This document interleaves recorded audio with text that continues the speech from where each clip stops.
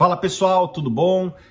O assunto do vídeo de hoje é fundos imobiliários, mais especificamente a consolidação da indústria de fundos imobiliários. Para mim, quem melhor conseguiu transmitir todas as ideias referentes aos benefícios desse movimento que está acontecendo na indústria foi o Renoir Vieira, uma pessoa que conseguiu transmitir com clareza, racionalidade e de maneira desapaixonada tudo o que está acontecendo com essa indústria. Ele fez um vídeo na rede social dele, mais especificamente no Instagram dele, e eu achei o vídeo tão bom, ele conseguiu se expressar tão bem, que eu resolvi compartilhar também aqui no meu canal esse vídeo do Renoir Vieira. Recomendo que você siga também o Renoir e recomendo que você veja esse vídeo também até o final. Hoje vamos falar sobre fundos imobiliários. O mercado de fundos imobiliários se desenvolveu bastante no Brasil, teve uma série de fatores que contribuíram, tanto os investidores ficando mais conscientes a respeito de como funciona um fundo imobiliário, entendendo mais quais são os fundos imobiliários, também a queda na taxa de juros, que agora se reverteu, mas a queda na taxa de juros tinha contribuído bastante, e também um importante papel de influenciadores, assessores de investimento, das próprias corretoras, que popularizaram esse instrumento, e também o fato de que, de fato, os fundos imobiliários têm uma série de vantagens para o investidor, especialmente para o investidor individual, né? Nós temos uma situação hoje, né, no Brasil, em que os fundos imobiliários ganharam muita popularidade e eu acredito que como a indústria cresceu de maneira desorganizada, agora chegou uma fase em que a indústria vai se reorganizar e passar por um processo importante de consolidação. E eu quero trazer alguns dados de um estudo que eu fiz comparando o mercado de fundos imobiliários no Brasil e nos Estados Unidos. Essa comparação vai mostrar de maneira, na minha opinião, muito clara que é importante que haja um processo de consolidação dos fundos imobiliários no Brasil. Então, eu separei alguns dados aqui desse estudo e vou lê-los, porque eu não quero cometer nenhuma imprecisão. Então, nos Estados Unidos tem um tipo de instrumento que é equivalente ao nosso fundo imobiliário aqui, que são os REITs. Basicamente, um REIT é um fundo imobiliário, ele tem mais ou menos as mesmas características dos fundos imobiliários no Brasil, tem algumas diferenças, mas é uma comparação que faz sentido para a maior parte dos casos, tá? O valor de mercado combinado dos REITs nos Estados Unidos é 1,7 tri de dólar. No Brasil, somando todo o valor de mercado dos fundos imobiliários listados aqui na B3, temos um valor total de 27,5 bilhões de dólares. Então, o mercado nos Estados Unidos, em termos de valor de mercado, é 62 vezes maior. O número de investidores de REITs nos Estados Unidos é de 145 milhões de investidores, no Brasil é 1,5 milhões.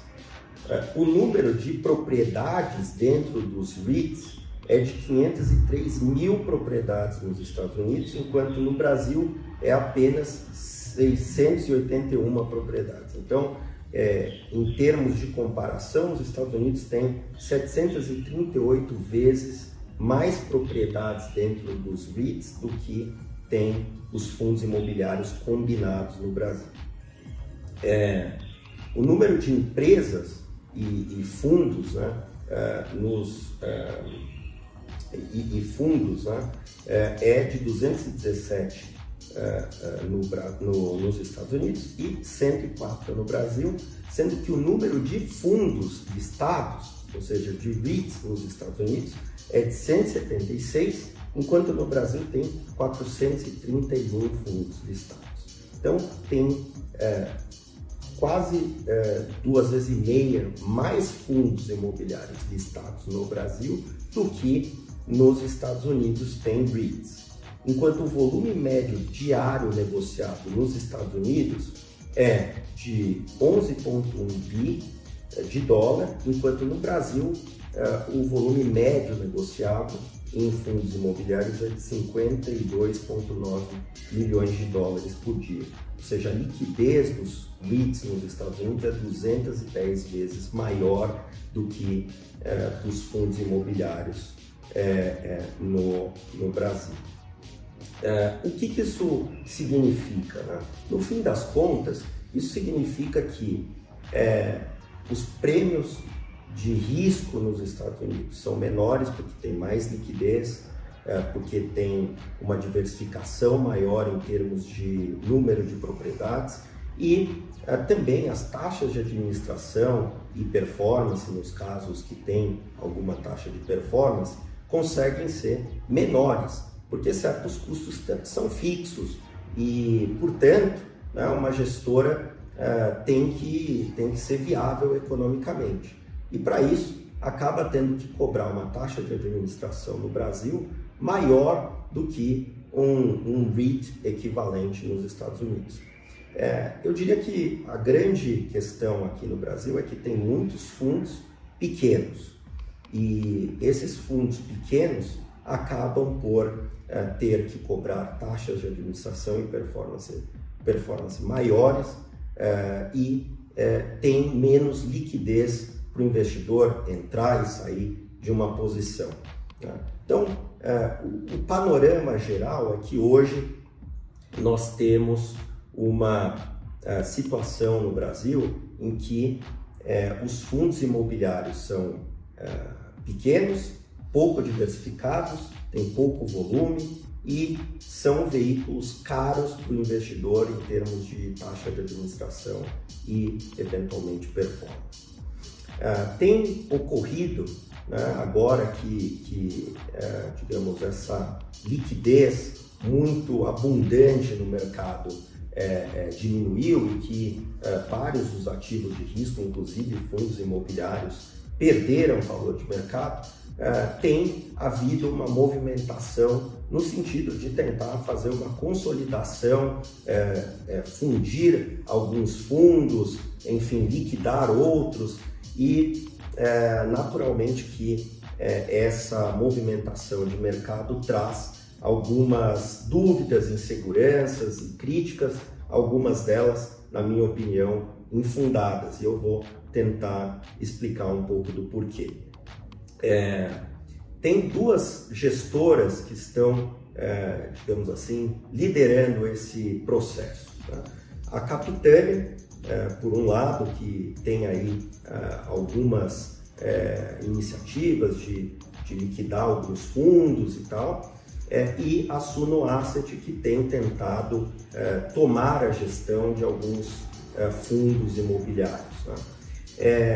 Esse processo, né, tanto uma estratégia quanto a outra, né, são estratégias que podem funcionar, né, e que tem uma justificativa. Se por um lado você pode comprar de repente um fundo imobiliário que está operando abaixo do seu valor patrimonial, tentar vender os ativos e liquidar o fundo, isso vai devolver teoricamente mais dinheiro para os cotistas do que eles têm hoje na marcação a mercado de suas cotas. Então essa estratégia também pode funcionar. Ela tem seus desafios porque é necessário encontrar um comprador para esses ativos, fazer a liquidação do fundo, etc. Tem uma outra alternativa que é assumir a gestão de fundos imobiliários menores ou maiores e depois combinar esses ativos, esses fundos em um grande fundo imobiliário. A ideia disso é ganhar escala e garantir que o cotista possa ter uma taxa de administração menor e que esse fundo imobiliário possa, no fim das contas, ter mais liquidez, possa ter mais poder de barganha, possa emitir cotas com taxas menores em novas emissões e também que possa ser um player relevante no mercado imobiliário, de modo a originar suas próprias operações e com isso diminuir os spreads, as taxas que são incorridas. Dentro dessa estratégia tem sido noticiado, na minha opinião até de maneira leviana, que essas gestoras estariam sendo invasoras ou hostis, e que isso, de certa forma, seria ruim para o cotista, que o cotista deveria se preocupar com a troca de gestão ou com a liquidação do fundo, porque isso talvez não fosse no melhor interesse do cotista. Eu acho que essas colocações são completamente infundadas. Na verdade, a combinação de fundos imobiliários ou a liquidação dentro da outra estratégia vai, na prática, ter o objetivo de devolver mais dinheiro para os cotistas, melhorar o retorno, diminuir taxas, aumentar o poder de barganha, e o cotista, na realidade, deveria ver com bons olhos ter outra gestora que faz uma proposta no sentido de aumentar a liquidez do fundo, diminuir as taxas de administração, diminuir eventualmente taxas de performance e fazer isso de maneira transparente e com a possibilidade de todos os cotistas opinarem através das assembleias que estão sendo aí convocadas em diversos casos. A Suno tem agora um caso que está sendo bastante comentado, que é o do BCRI11, que é um fundo imobiliário gerido pelo Banesp, que é um fundo de CRI, em que o Banesp coloca CRIs que não são originados pelo próprio Banesp. Então isso significa que os cotistas acabam pagando spreads, pagando taxas maiores, e com isso o retorno do fundo é menor do que poderia ser. Além disso, a Suno está propondo uma queda na taxa de administração. Eu confesso que a queda é até menos agressiva do que muitos gostariam, mas ainda assim uma diminuição. E naturalmente que posteriormente, caso esse fundo seja consolidado com outros fundos da Suno, isso vai também gerar outros benefícios, como a diminuição das taxas para emissões de novas cotas e vai dar um poder de barganha maior para o gestor do fundo e, consequentemente, vai melhorar o retorno para o investidor final. Então, eu vejo que isso vai ter grandes benefícios para os cotistas atuais e pode, inclusive, destravar valor e trazer outros cotistas para esse jogo, aumentando a liquidez, diminuindo os prêmios de risco, diminuindo as taxas de desconto para esse instrumento e acredita-se, eu torço para que isso aconteça e acho que é o objetivo final, que no fim isso se traduza em retornos maiores para os investidores finais. Então, eu acho que é importante que, diante desses números, o investidor tenha consciência de que é melhor ter fundos maiores, fundos imobiliários maiores, concentrar a liquidez em poucos nomes, ao invés de cada um dos fundos ter ali uma liquidez muito pequenininha, no fim, o ganho de escala vai acabar sendo dividido com o cotista através de taxas de administração e, eventualmente, performance menores. Eu acho que esse é um movimento natural de mercado, que não é de um player em particular. Eu acho que é uma tentativa do mercado se reorganizar, e todas as indústrias que crescem muito rápido e de maneira desorganizada pelo próprio mercado acabam passando eventualmente por um processo de consolidação. Isso é absolutamente normal, faz parte das regras do jogo e tanto a Suno, a Capitânia e outras gestoras que eventualmente possam considerar aí, né, parte desse processo de consolidação, vão usar sempre instrumentos legítimos, previstos nos regulamentos do fundo, como chamada de assembleia para votação, os cotistas todos podem votar legitimamente representados. Então, são todos instrumentos legítimos, não tem nada de anormal, de hostil, não vejo assim nenhuma sacanagem, não vejo nada desse tipo. Faz parte de mecanismos de mercado, a indústria tem que se reorganizar, tem que se consolidar, e os cotistas têm que ver isso com uma certa naturalidade, até porque, no fim das contas, o objetivo de todos, os envolvidos, é aumentar o retorno para o cotista, e esses são mecanismos de competição que são naturais, ocorrem em qualquer indústria, não seria diferente no mercado financeiro, que, aliás, é uma das indústrias mais competitivas do mundo, em qualquer lugar do mundo.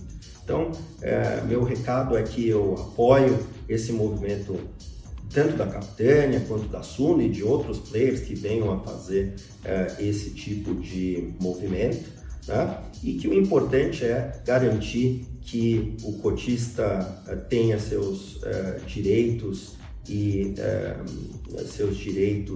seu ativo preservados, né? E que no final os players estejam objetivando melhorar a eficiência da indústria e garantir melhores retornos para o investidor final, que é o que eu acho que a Suno vai fazer com o Becri e que outros casos aí emblemáticos certamente que vão surgir estão objetivando.